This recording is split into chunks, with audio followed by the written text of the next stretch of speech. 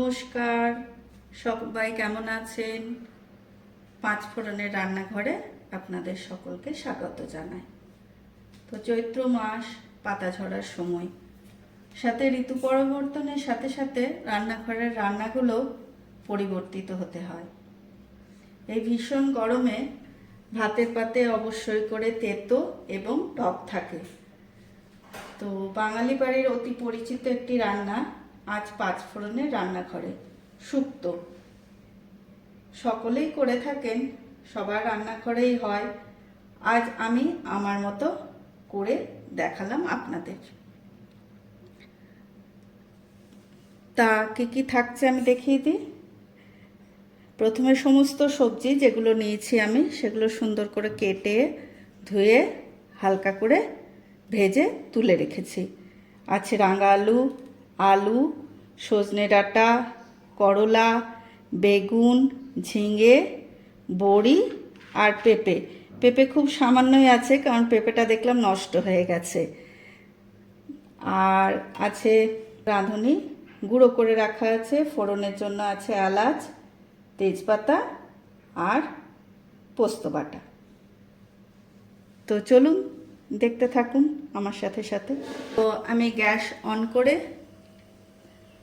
কড়াই চাপিয়ে দিয়েছি। সর্ষের তেল গরম হয়ে গেছে, রান্নাটা সর্ষের তেলেই হবে। তো আমি ফোড়ন দিচ্ছি এলাচ আর দুটো তেজপাতা। এলাচটা একটু ফাটিয়ে নিয়েছি, ঠিক আছে। তারপরে সমস্ত সবজি এর মধ্যে দিয়ে দেব। বাকি থাকবে বড়ি আর বেগুন, আর উচ্ছেটাও একটু পরে দেবো, কারণ এগুলো একটু সেদ্ধ হতে সময় নেবে।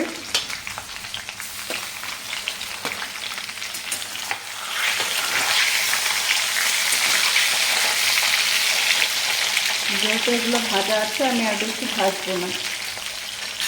আমি দেবো পরিমাণ মতো নুন,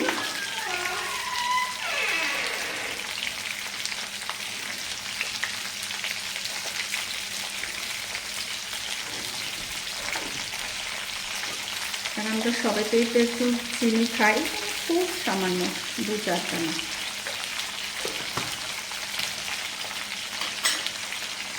দিয়ে দেবো পরিমাণ মতো জল। সবজিগুলো একটু সেদ্ধ হয়ে যায়, ঢাকাটা দিয়ে দিই আমি। ঢাকনাটা খুলে দেখি, বাহ, সবজিগুলো সুন্দরভাবে সেদ্ধ হয়ে গেছে।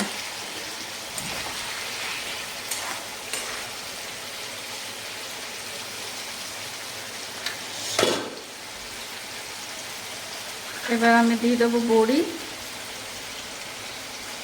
করলাগুলো আর বেগুন। একটু নাড়াচাড়া করে নেব। একটু নিচে দিয়ে দিলাম, তাহলে দেবো রাঁধুনি যে গুঁড়ো করে রেখেছি সেটা। আমার তো রাঁধুনি গন্ধটা বেশ ভালো লাগে। আপনাদের কেমন লাগে সকলের?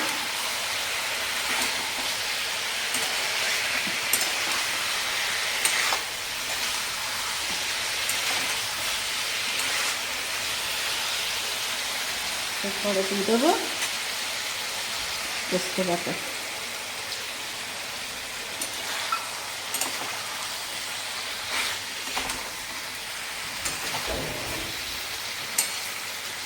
দিয়ে দিই, আজটা একদম সিমে করে দিয়েছি।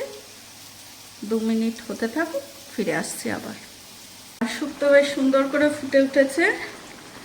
নামানোর আগে একটু দিয়ে দিলাম রাঁধুনি গুঁড়ো আর একটু ঘি। তো ঘিটা আমি দিলাম না, কারণ ঘি আমার খাওয়া বারণ আছে, তাই আমি ঘি খাই না। তো আপনারা আপনাদের পছন্দ মতো ঘি দিয়ে নামিয়ে নেবেন। গ্যাসটা আমি অফ করে দিলাম, স্ট্যান্ডিং টাইম দিয়ে দিলাম। তারপরে ভাতের সাথে নিয়ে আসছি আমার বানানো শুক্তো। তৈরি হয়ে গেল শুক্তো। আমি সুন্দর করে ভাতের মধ্যে নিয়ে এসেছি আর দিয়ে দিলাম শুক্তো।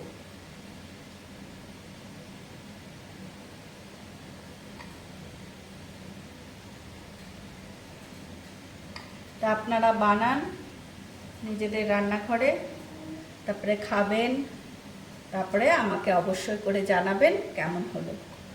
Please like, comment, share. নমস্কার।